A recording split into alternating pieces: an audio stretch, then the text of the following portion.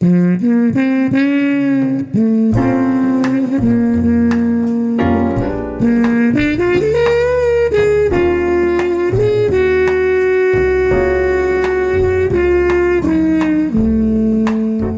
biblioteca con Sagrario Fernández Prieto.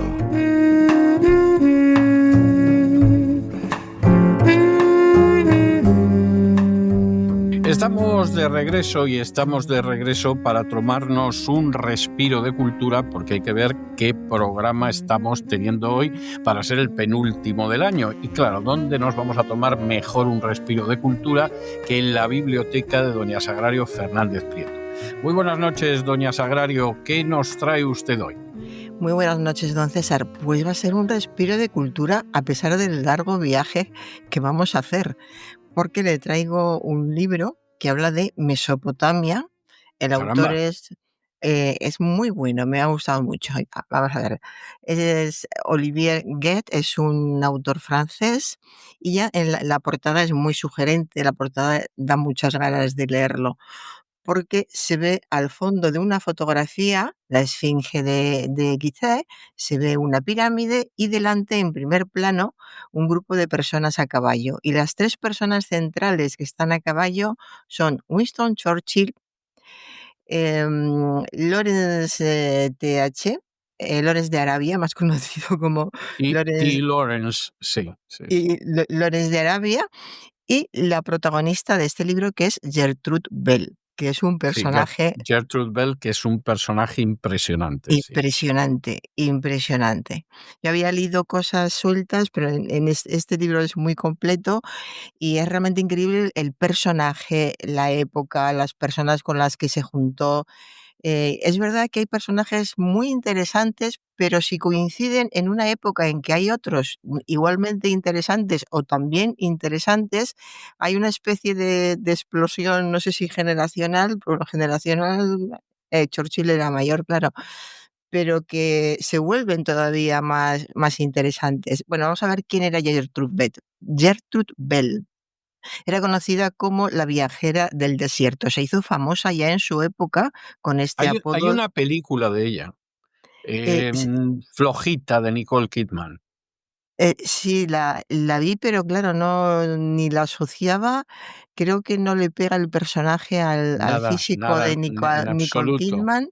en No absoluto. me pareció gran cosa y he estado repasando cosas que decían de ella hoy y no la ponían bien, pero merecería la pena una buena película con una actriz bien buscada, pero que le pegue este personaje, porque Nicole Kidman es buena, pero este personaje no le iba en absoluto. Yo creo que incluso lo hacía como cansada, con cierta desgana.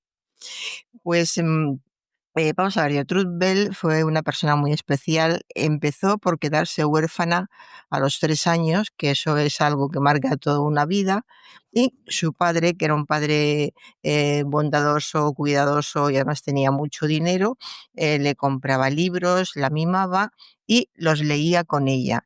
Y en estos libros que leía con su padre cuando era pequeña, y entonces iba añorando a mamá y al mismo tiempo siendo feliz con cosas que le contaba papá, está lo que iba a ser su futuro de tener cosas, perderlas y disfrutar del conjunto cuando se paraba a pensar lo que había hecho.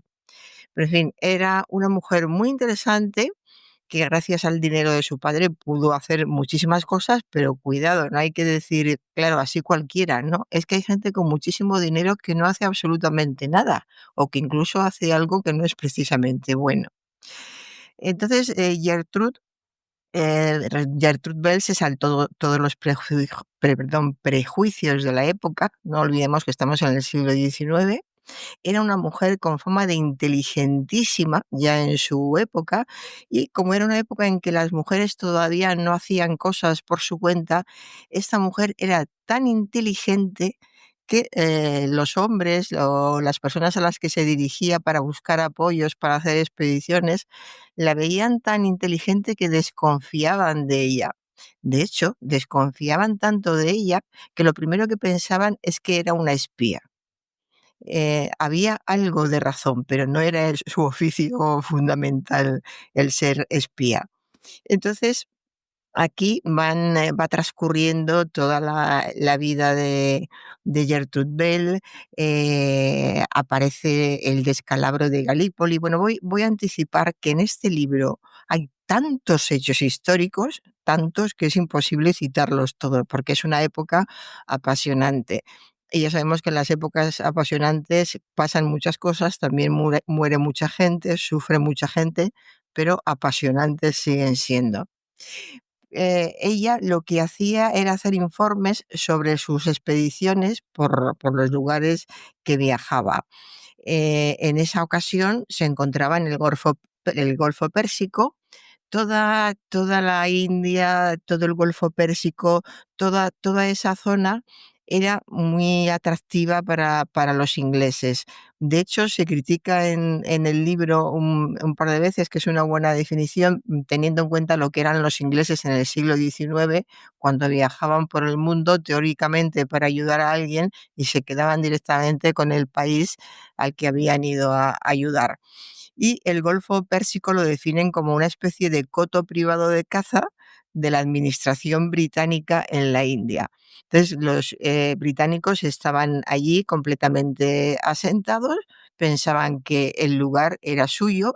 Cuando decimos el lugar era suyo, eso por supuesto es el lugar y los habitantes.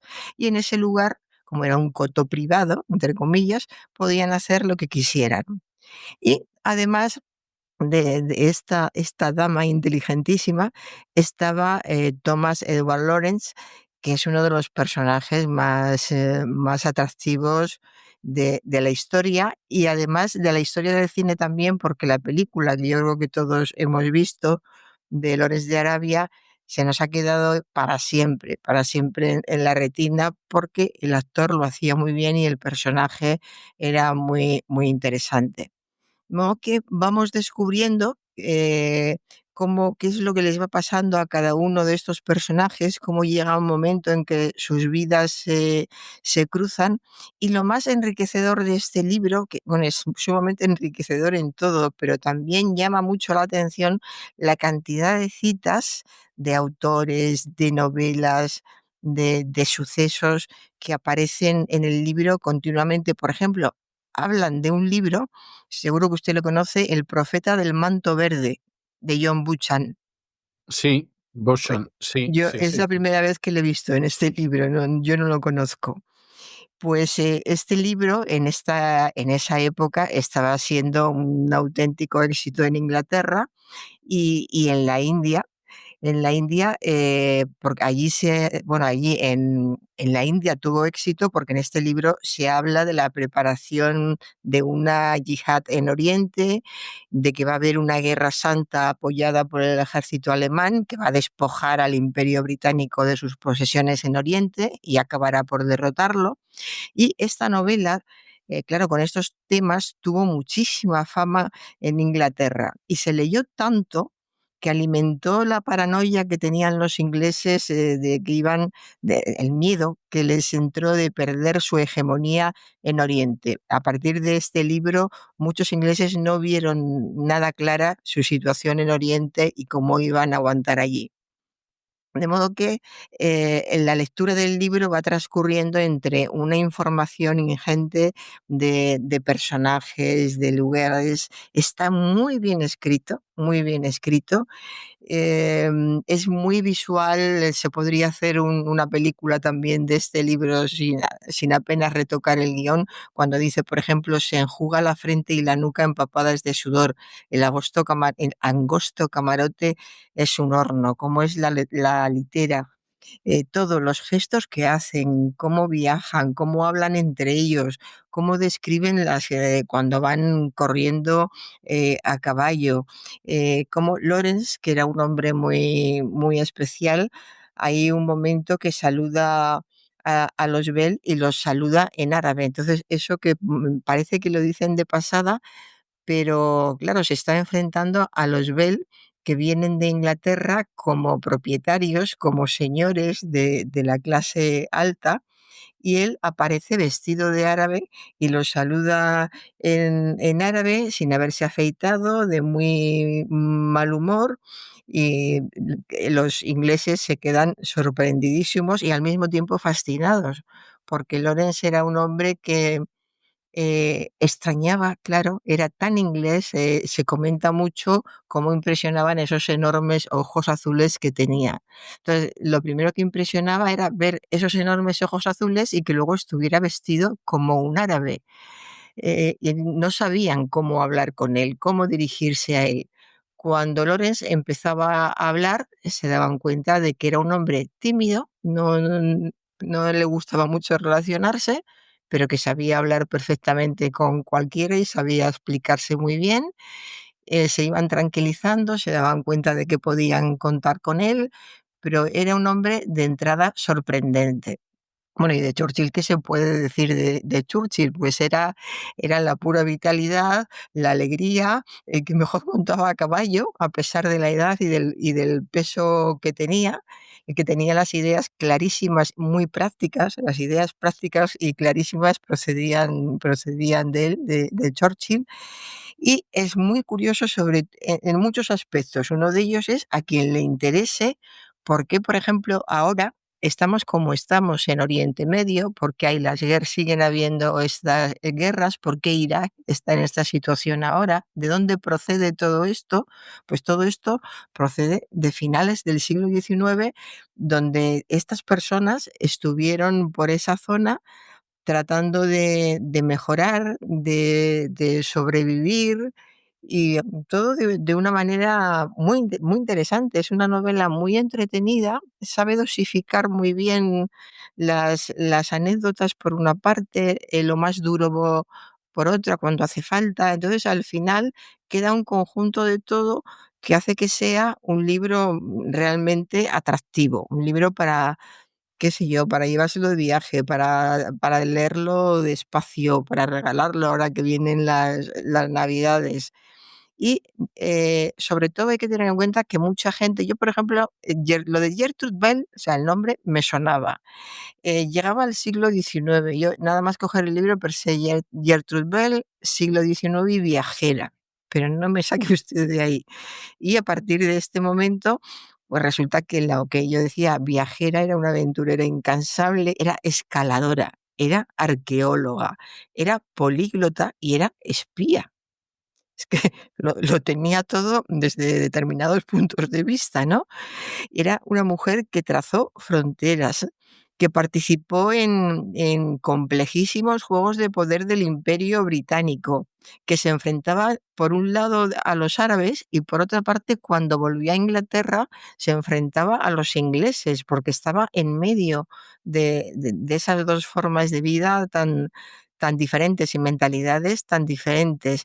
Su vida fue intensísima, también con luces, pero con sombras, porque su infancia fue muy triste y todo, como siempre, pues en su caso, que se quedó huérfana de madre a los 3 añitos y su padre se ocupó de ella contándole historias y leyéndole libros que hablaban de viajes.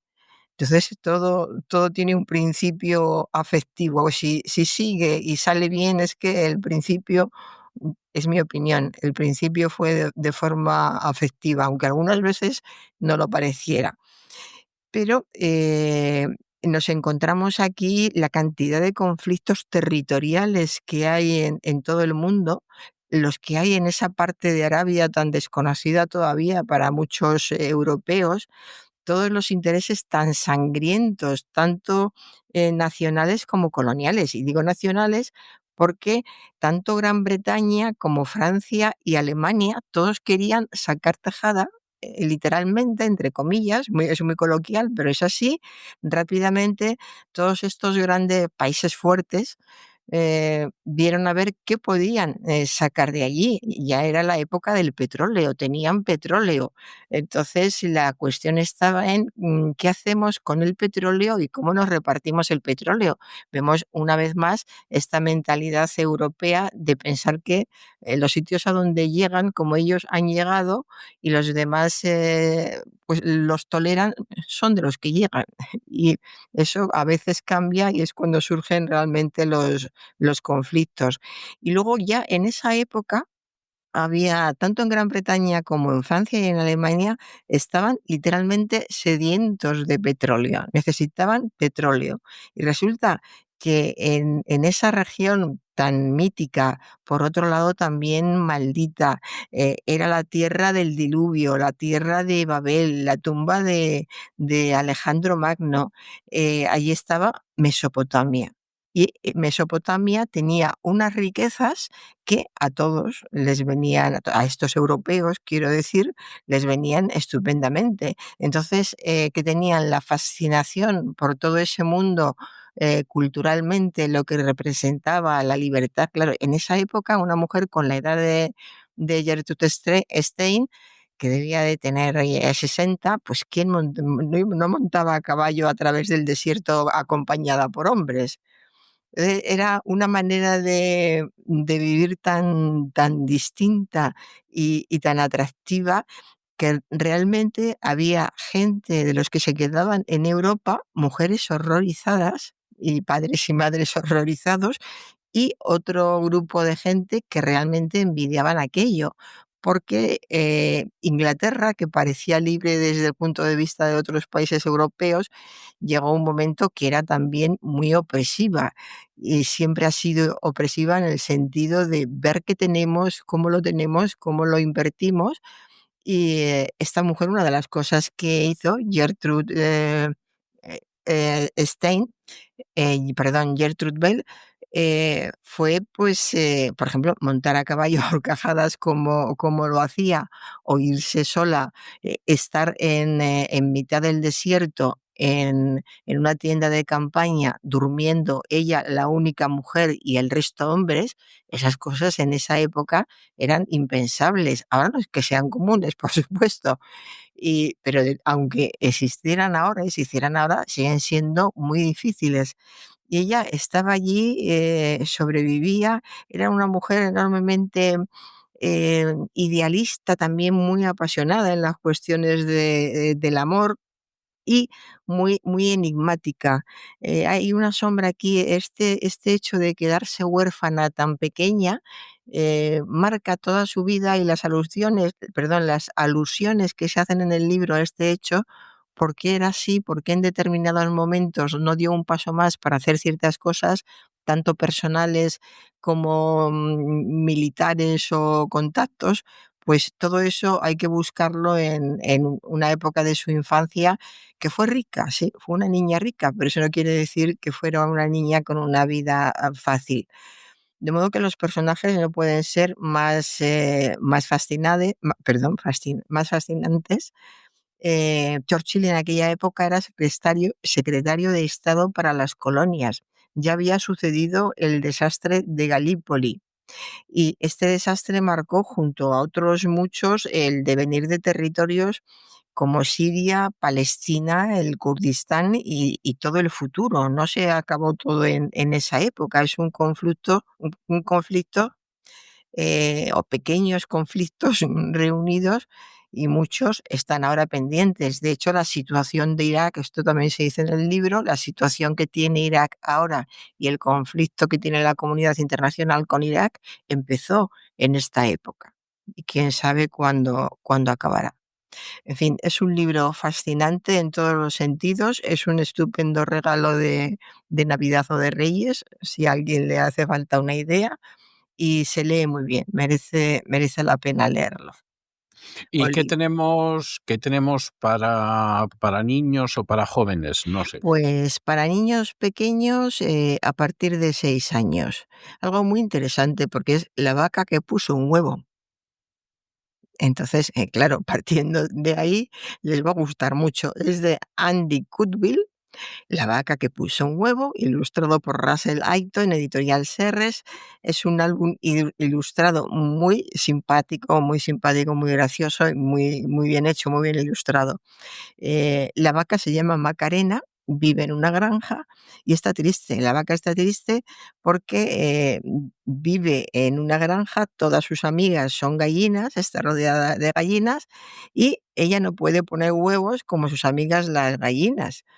Entonces, las gallinas quieren mucho a Macarena y buscan una solución para acabar con la tristeza que tiene y solucionar esto de que ella no pueda poner huevos y que no tenga descendencia. Así que es un libro muy divertido que va a gustar mucho a los pequeños de la casa. Pues me parece estupendo. Le deseo, por supuesto, que tenga usted unas felicísimas fiestas de Nochebuena y Navidad, una salida y entrada de año dichosísimas, y nos volvemos a encontrar, Dios mediante, el año que viene. Y en cuanto a ustedes, ya lo saben, esperamos que lo hayan pasado bien, que se hayan entretenido, que incluso hayan aprendido una o dos cosillas útiles, y los emplazamos para el último programa del año, mañana, Dios mediante, en el mismo lugar y a la misma hora. Y como siempre, nos despedimos con una despedida sureña. God bless you. Que Dios los bendiga.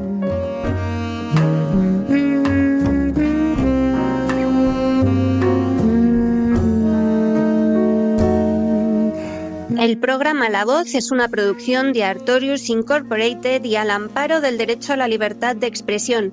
No se hace responsable de las opiniones vertidas en el curso del mismo.